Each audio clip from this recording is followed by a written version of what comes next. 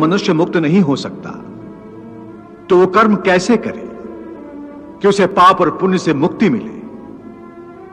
हे पार्थ, इसका तरीका यह है कि मनुष्य फल की इच्छा त्याग कर कर्म को अपना धर्म समझकर करे।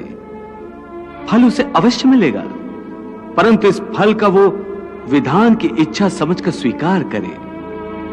ज्ञानी पुरुष इसी योग को अपनाकर कर्म योगी बन जाते हैं। वाह प्रभु वाह, उस कर्म का तरीका बताओ जिससे कर्म करो और बंधन भी ना हो। इसका बड़ा ही सहज तरीका है।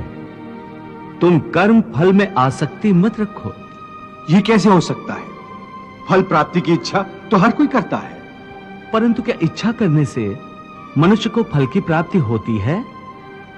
नहीं अर्जुन, क्योंकि फल तो प्रारब्ध के हाथ में है, और जो भी मनुष्य फल प्राप्ति की इच्छा करता है उसका मन फल के बारे में सोचकर अपने कर्म और कर्तव्य से विचलित हो जाता है और उसे वो फल प्राप्त नहीं होता जिसकी उसने इच्छा की थी।